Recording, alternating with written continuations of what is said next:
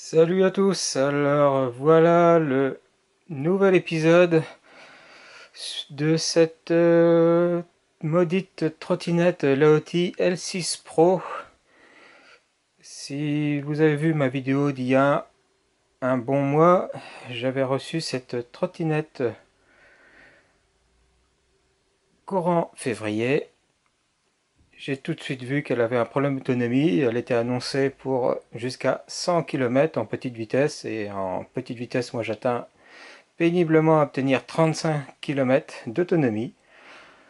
Bien sûr, je ne m'attendais pas à 100 km. Je sais que nos amis asiatiques ont tendance à exagérer les caractéristiques, mais j'espérais au moins 75 et 35 km, ça ne me convient pas du tout.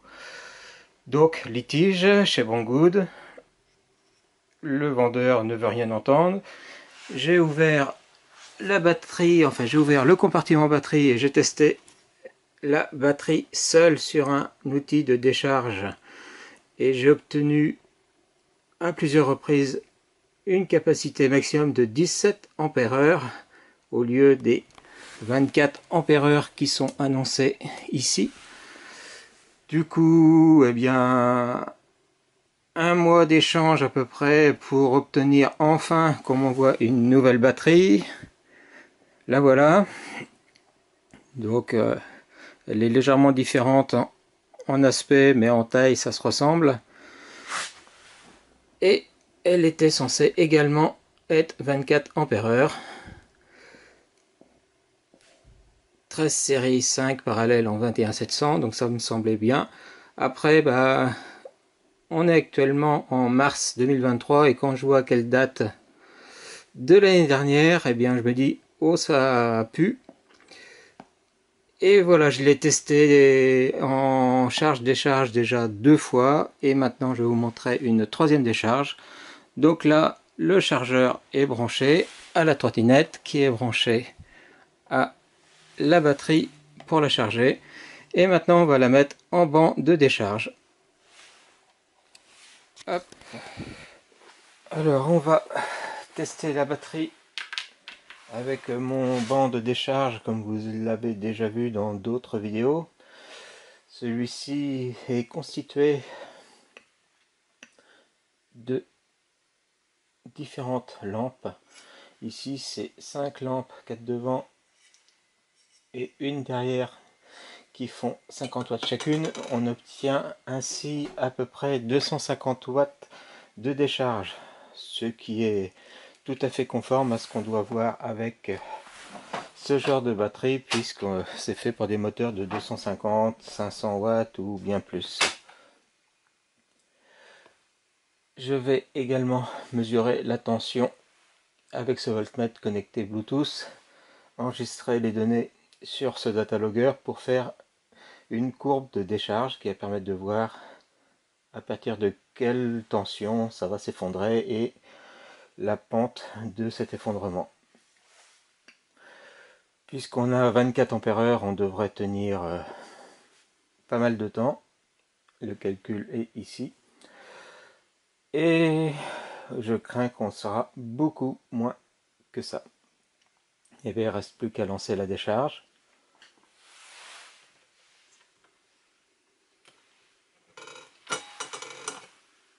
Pour éviter d'éblouir la caméra, je mets ça devant. Je lance le chronomètre.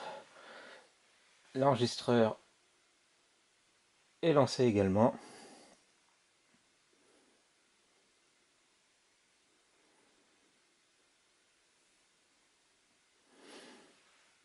Comme on voit, on est actuellement à 52,29 volts,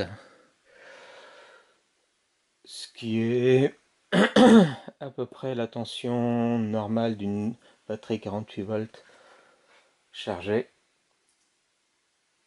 Et ici, l'ampère-mètre permet de mesurer les watts-heure, les ampères pic, les volts max, enfin plein de choses, mais nous ce qui nous intéresse, c'est les ampères-heure.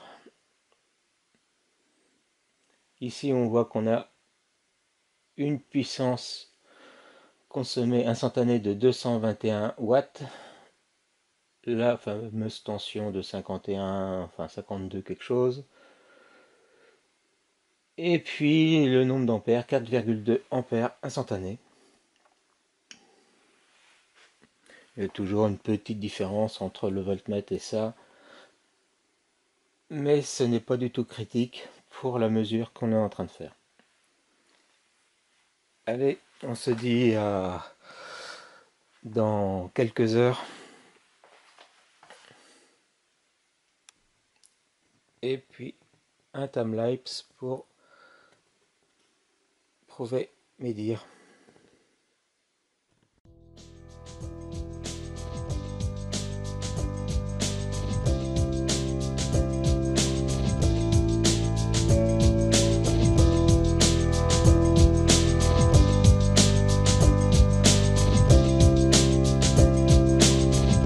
Métier 1.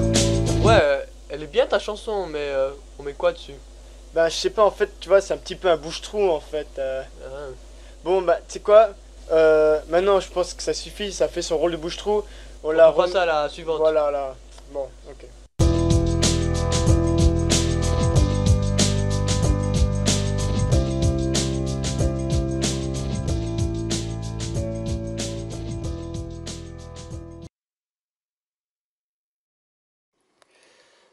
Alors, nous sommes à 2h04. La décharge vient de s'arrêter brutalement avec une tension de 45 volts. Donc la tension de coupure est plus faible que prévu en plus. Donc c'est une véritable catastrophe. Cette batterie de soi-disant 24 ampères-heure ne fait que 8,51 ampères-heure. C'est absolument pitoyable. Vous verrez le détail dans le timelapse. Donc, je vais pouvoir arrêter ici et puis sauver les données. Je zoome ici, 8,51 ampères-heure.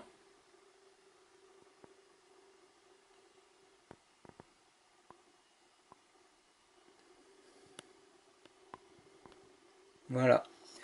Bon, eh bien, il ne reste plus qu'à refaire un litige, bien que là, j'y crois plus. C'est usant.